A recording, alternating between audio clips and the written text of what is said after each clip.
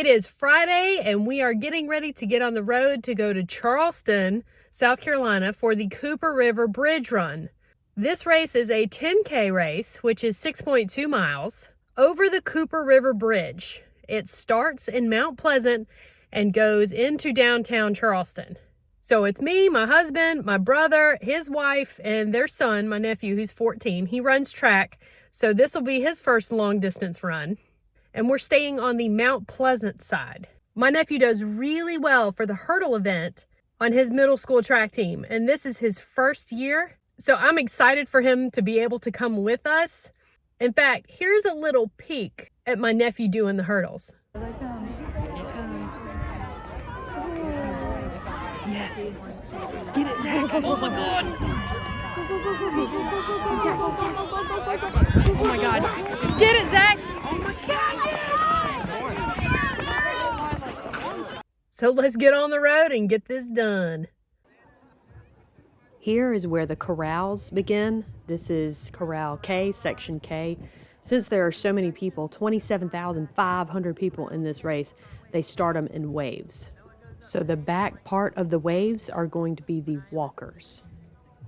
And this is a very walk-friendly race. In fact, the first time I did it 22 years ago, I walked the whole thing. And since they're holding a costume contest for this race, there were some pretty interesting costumes that we saw going along the route. If that's not the biggest speaker I've ever seen in my life, I don't know what is. And there were quite a few of those things when we were all getting ready to start. Welcome to the land of porta potties. I will say the best thing about strengthening my quads is that I am able to hover over the toilet a lot easier whenever I do have to use a porta potty. I am at my corral, Corral C. I signed up as a runner, but I knew it was going to take me longer than an hour, and they group all of the fast runners depending on how fast you are expected to complete the race. When you sign up for the race online, you have to pick what group you're going to be in based on how fast you expect to finish the race. And if you expect to finish it in less than an hour, you have to provide times from other races to prove that you are as fast as you say you are. And that's how they group you into those different groups, which means the faster you are, the earlier you start the race. And I'm not sure if I saw 30 different helicopters or just maybe 3 different helicopters that kept circling and circling and circling over and over and over again before, during, and after the race. The fast runners are about to start. Off and running, 46, Cooper River Bridge Run, here they go. And when you cross underneath the bridge, all of our TV stations have you live. Can you put your hands in the air, runners? Come on, wave to us up there. There you go, our first wave is rocking and rolling. 100 Bridge. I was in Corral C, as in cat, so there were about 4 or 5 groups in front of me and then about 8 behind. So our group is making our way up to the start line. 30 seconds for Wave C. Are you ready for a great race? Wave C, you're looking good out there on Hill and Scream, everybody. Wave C, you're live on TV, so when you come underneath the scaffolding, please wave to our TV cameras. Go! Oh. Hands in the air, wave and scream. Come on now, Bashford. Come out that bridge.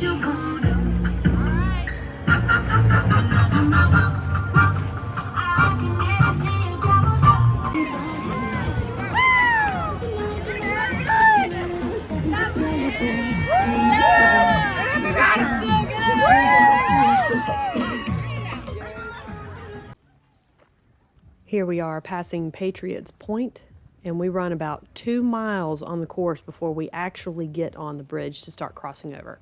All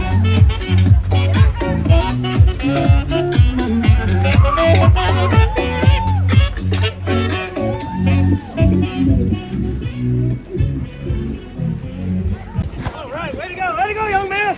All right, young man.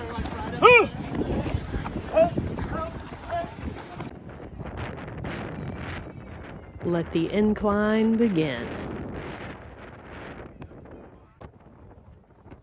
Not only is it windy on the bridge by itself, just because it's on the bridge, but this particular day was very, very windy. And the biggest incline is when you first get on the bridge, so that was the part of the race that I actually walked.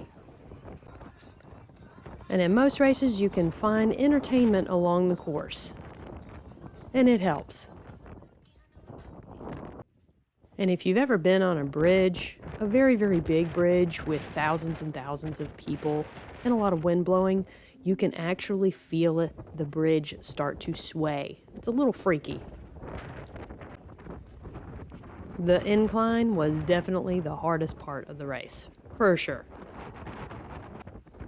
At this point, you can feel the bridge start to level out, which means it's all downhill from here. And I don't think I've ever been so happy. Also, in these longer distance races, first responders are everywhere. So if there is an emergency for any reason, you're in good hands.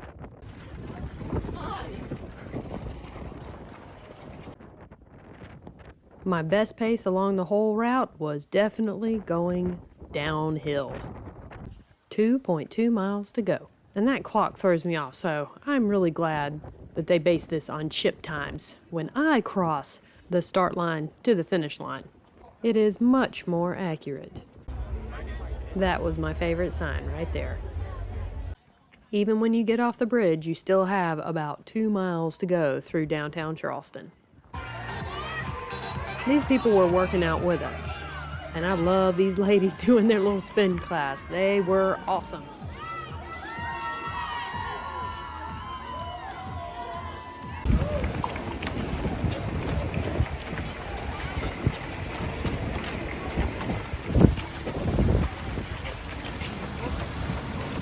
Here we were getting really close to the finish line, so I decided to buckle down and give it everything I had to finish strong.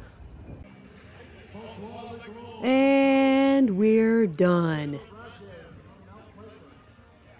Does that mean you get to stop as soon as you cross the finish line? Definitely not. Everyone has to keep moving because there are so many people that we have to keep things moving to get to the post-race activities. Tequila, anyone? I think I'm gonna take a rain check and get some water because I can only imagine how bad that would be for me. Whew. Here is what felt like the entire world was gathering after the race, looking for water, looking for fruit, looking for their family and friend members that they lost during the race. That's what we ended up doing. All of us got split up and we had to find each other at the end of the race. Is it ever a bad time to do the electric slide? No, it's not, especially when you're waiting on the rest of your family to get there. Might as well do something productive, right?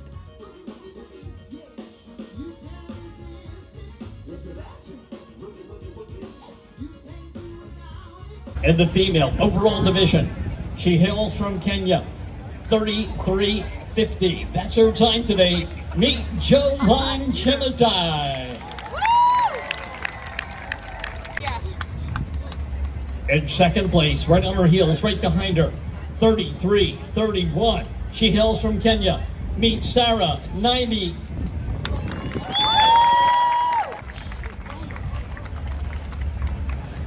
And your champion, she's going to take home the Julian E. Smith third award. She's from Kenya, her time 32:29. Meet Cynthia Zemo.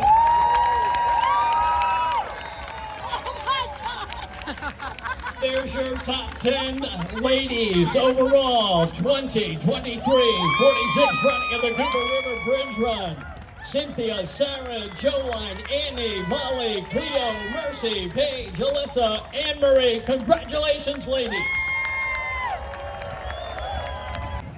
Finishing third, his time 29:37, hailing from Beaverton, Oregon, Ahmed Mahmoud.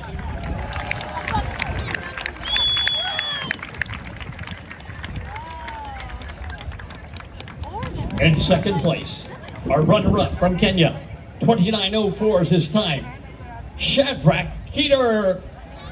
And our champion ran this race today in 29 minutes and 3 seconds.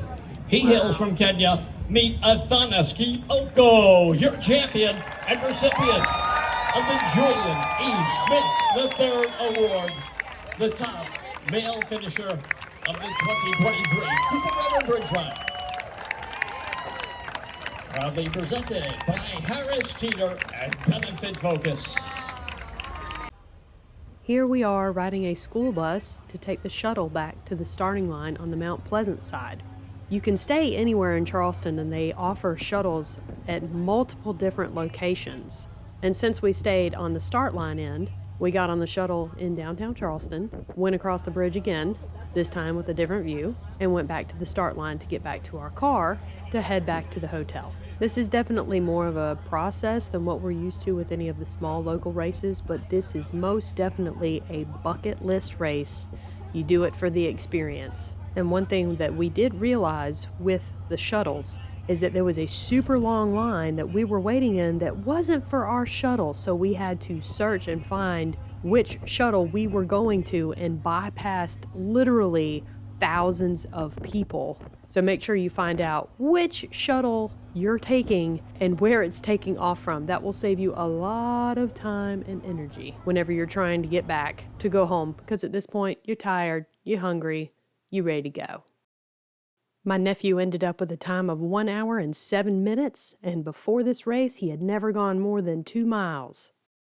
Overall, we had a great time and look forward to doing this again.